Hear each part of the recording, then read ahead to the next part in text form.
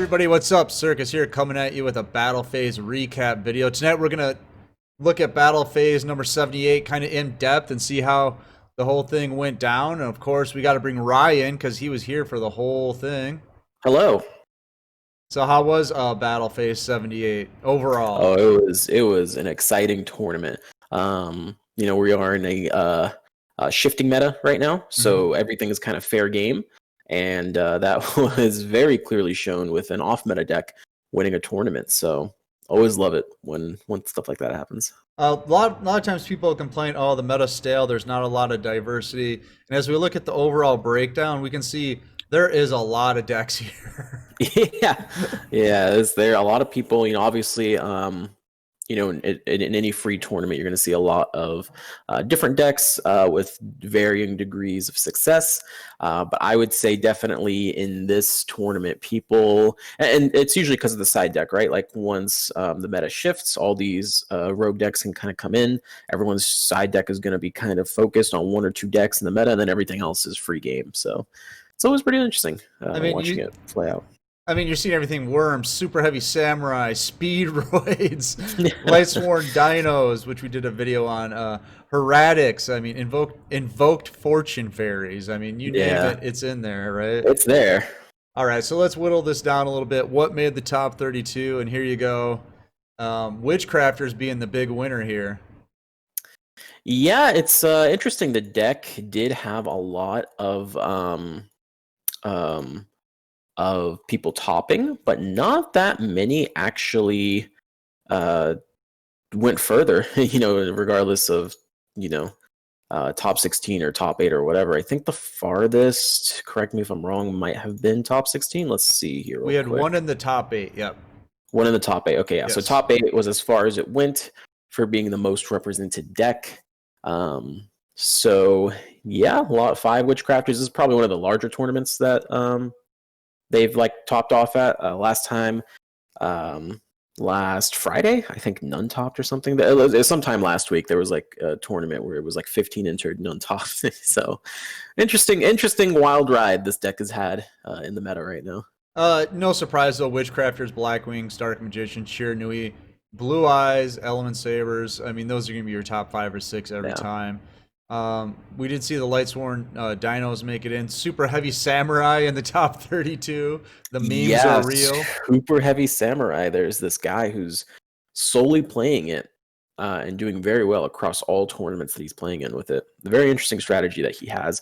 But I think he is another person who's kind of abusing how this meta is super Witchcrafter centric, and he's kind of abusing that to get higher ratings than he typically would. All right. Let's narrow it down just a little bit more, and we'll get into the top 8 here. It was interesting because the top 8 it had 7 different decks in the top 8. Only one deck was repeated twice, and that was by 2 guys, Sub-Zero and Z-Rain. We'll take a look at their decks here. You can see Z-Rain. He's playing the Lava Golem Shadow game. And then Sub-Zero, he's playing without Lava Golem Shadow game. Yo, Ritual Beast best deck. What can you say? Right. So we saw that. And then also in the top 8, we saw Ivan Chavez playing Blackwings. Typical. Yep. All right. And then Buns, our boy, playing Heroes with Master of Fusion. I'm surprised you got this far, but you know what? It's Buns. What can you do? All right. And advancing to the top 4 then was Skillshot playing Witchcrafters. So we did see someone make it into the top 4. So it's semifinals. Yeah. Well, there you go. And then also in the top 4 was Erickson with Dark Magician. And then moving on from there, we second place went to No Meta playing his non-meta E-Sabers deck. They're back. Full force. Full force. And then the champion, of course, was Voorhees with the Desperado Barrel Dragon. This is the one you wanted to talk about a little bit, right? Yeah, this deck is ridiculous. It got top 4 again in Battle Phase Wednesday. And it is quite interesting. It's still luck based. It's a coin flip deck. What are you gonna do? But it is interesting how well this deck actually functions altogether. What surprised you about it? So Desperado way back in the day when it first got knocked out of the meta. Skill change was really rough, and Casitas being in the game. Anything that you can't target, not target, but you can't destroy by destruction effects, right, is really hard, because Desperado Barrel Dragon, it doesn't target, but if you can't destroy it with it, it's kind of useless. So a couple things have changed. So you can see here, this is not the counter trap build a lot of people were used to playing against. One of the big changes is the cards that they're using for to trigger the skill. They've now put head judging in there, which is a hilarious card when it works off. But basically, it's your opponent has to call, so it doesn't actually, it triggers your skill, but it doesn't use your skill coin. And if they call it wrong, you steal their monster. If they call it right, it destroys the card. So completely luck-based if it actually works. If it only works once, the advantage it's totally you get off of worth it. Yeah, is totally worth it. Yeah, insanity. Of course, they also have the Machina, as some of us like to say. That's been pretty cool because you can now summon it from the grave. So you always have something to summon. And if you send your Desperado, you're able to search a lot of your deck for a lot of different cards, like a Misjudge or a Twin Barrel Dragon. So you get more on-demand negation, more on-demand destruction through that faction. And then the big one is putting in Pertaplant into the deck. Obviously, the deck is full of dark monsters, so Pertaplant, if you summon it, of course, level 7 and below monsters can be targeted and banished once per turn. And then on top of that, when it swings, it reduces whatever it's swinging into by 1,000, and it boosts by 1,000. So it's probably going to kill what it's swinging into unless it's really, really big. So threats like Casitas and other untargetable and undestructible monsters, they now have a more effective out to that. Right, which was their biggest problem before. Which was their biggest problem, yeah. And we actually saw it come in huge in the finals, where he was against E-Saber. And the Pertaplant put in really good work against Casitas. So really, really good tech into the deck. We'll have to see kind of where Desperado falls with this tech, because other people are starting to mess around and play with it. Granted, he probably shouldn't have even been in the finals, because he did face a Blackwing player who did not swing with his piercing damage. I believe that was either in top 8 or top 4. So he probably should have been out of the tournament earlier. But his opponent misplayed, and he went and took the whole thing. So there you go. Take those. We take those. That's what that falls under right there. Yeah, I mean, I would not be surprised if this deck becomes king of the rogue decks. If it gets enough representation, maybe it hits tier 3. I don't know. Probably not. Whoa. But we'll see. We know it'll definitely be on the power rankings, but the tier list, you'd have to get to the top of the ivory tower to make the case on that. Yeah, you have to do a lot more. I mean, it'll show somewhere it got top 4 today, and it won a tournament. It's going to show up on the power rankings. Time will tell, though, how far into the power rankings they'll go. Right. Okay. So we'll see. Well, we definitely have some clips of this deck in action. You want to check them out? Yeah, let's see them. All right, so this is a clip from the top 32. This is Voorhees versus Magician. This is game 3, so they're 1-1. And what are we looking at, Ryi?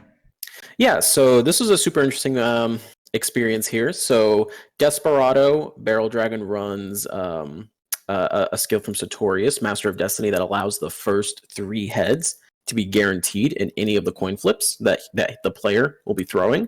And earlier in this duel, he already used all 3 of his flips. So what you're going to see in the clip here is he's going to activate 2 Cup of Aces in a row, completely with no safeguards. So he could have easily just let his opponent draw 4 on him. He's going to activate both. Both are going to be successful. So he's going to add a total of 4 cards to his hand. And then after that, me and the Twitch chat were like, okay, well, he didn't actually do anything afterwards. What was the play?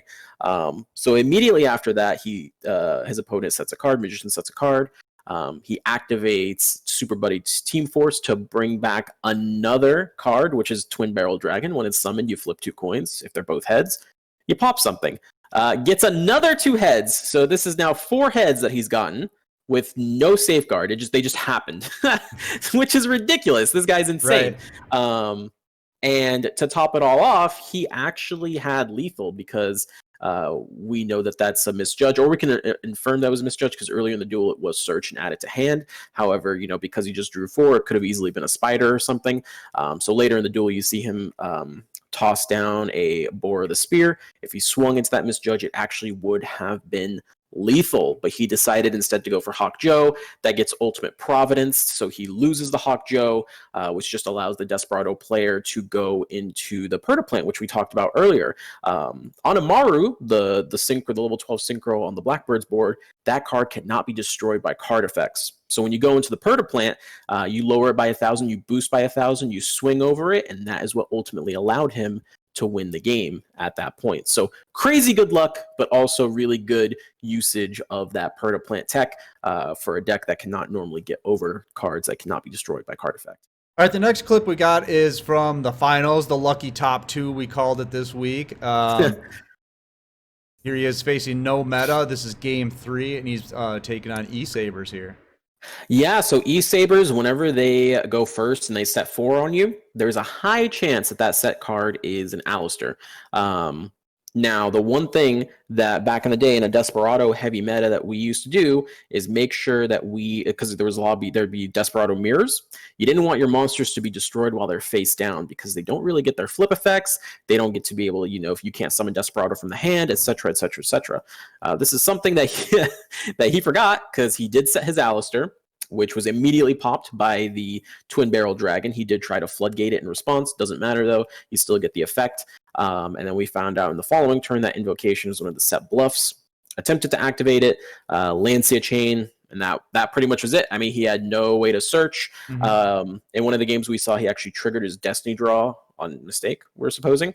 And this time he didn't trigger it on mistake, so he had no resources, totally bricked, and it was just an easy win at that point. Lancia kills E-Sabers. And misjudged for the kill shot in the finals. Yeah, she just comes in. It's like, well, misjudge is broken. All right, there you go. Seeing the deck in action, it was a lot of fun to watch. So going forward, where do you think we're at, Ryi? So kind of moving forward into like the next week of tournaments. Again, like I said earlier, we are kind of experimenting in this new meta. Mm-hmm. It's not really a new meta, it's more of a expanded meta. All the same meta decks are still here, minus a few that got knocked out: Cyber Dragon, Kristrons. These decks you don't see play anymore. So you're kind of seeing decks come in that will take their spot. So I think the kind of top half of the graph, you'll still kind of be seeing the Witchcrafters, the Blackwings, the Dark Magician, Shiranui. Maybe not Blue Eyes. Blue Eyes is kind of one of those where you're like, is this actually good, or was it? Did it have a good run? But that's just Blue Eyes in a nutshell. E-Sabers, I expect to see more of. Goki's, funny enough, that's kind of a deck that's lying under the radar. They actually just won Battle Phase EU not that much long, a couple hours ago. So hilarious that they won. We'll see how that goes. They're just good because they can have Necro Valley and Back Row, and both those are really good in the current meta. Things like Heroes, things like Ritual Beasts, I kind of expect to kind of fall down a little bit as well. And then of course you always have like the rogue decks that make it through the super heavies, the Lightsworn Dinos. It's fun to see them from time to time, but probably will not see them too much. They're not as strong as something like a Desperado or something like a Goki, which is going to win a tournament because they are just strong decks in their own right, without being too gimmicky. So I want to keep an eye out on Witchcrafters. I want to see how they perform. I want that deck to be, because tournaments like this, the big difference between these tournaments and tournaments like Clan Wars, Team Wars is consistency, mm-hmm. right? We care about you're gonna be playing essentially 10 matches if you make it all the way. So you five in Swiss, and then 5 all the way to the finals, and you need to play them all best of 3s and win 2 of those games. That is a ridiculous requirement. Instead of just play 3 rounds best of 3s. Mm-hmm. There's way more games. So I want to see Witchcrafters. If there is any more optimization, I want to see some more optimization, and I want them to come in, with a battle plan to fight against Heavy Back Row, against Necro Valley. I want to see more than just, I didn't mill good, I'm gonna lose kind of thing. So I'm happy to see things like Kiwi Girl Gone and Machine Angel Ritual to the side deck in favor of better tech options. So I want to see more of that, and I want to see the deck perform. Really start putting up the results that the community expects out of the deck. For how much people are investing into it. I want to see what E-Sabers are going to do, because E-Sabers were kind of hinging on the fact that Black Wings would be everywhere, but with Witchcrafters being the top deck in the top 32, that wasn't necessarily the case. Now all of a sudden they have to go up against Witchcrafter, which we already talked about have a horrible matchup against them. So moving into next week, I just want to see where the meta settles, essentially. I want to see the Witchcrafter players get better at their deck. It's still pretty early, and it's not Galaxy Brain like Crystron's or something like that, but there is a lot of moving pieces to the deck, and we do see a lot of misplays. So I'd like to see what it is. Just clean up that play a little bit. Right. Just get used to your deck, play faster. Listen to any more time limit losses, things like that. Yeah. So. I would see how that deck performs when everything's figured out. Right. So I feel like we're still a month away on that. Yeah, usually it does take some time. You know, I always, whenever people are quick to judge a deck, I always remind them Ritual Beast. Ritual Beast came out, that whole box came out, and people are like, oh God, what is this god awful mini box? And now look at how long Ritual Beasts have been in the meta for. They took that little break with Purgatrio, and then they're right on back. So, it does take time. Even the best players, it takes time to prove that a deck is good. And that same issue with Crystron's. I mean, they were out for a very long time before it became a meta deck. So right. Even when they got their support, it's still, people just were not, huge into like, Crystron's are good. It takes time. Yeah. So Witchcrafters, the deck to watch. I think Black Wings are going to stay on top. I think Shiranui and Dark Magician, they're still going to be highly played, but they're not going to convert as well. That's my prediction. I think Shiranui is just figured out. People know what Shiranui does, and it doesn't help that things like Lancea are being main decked again. It's just, oh God. So definitely not the meta to be a Shiranui player. It's not a bad deck like you said, but I don't think it's going to be winning anything anytime soon, just with where the meta is right now.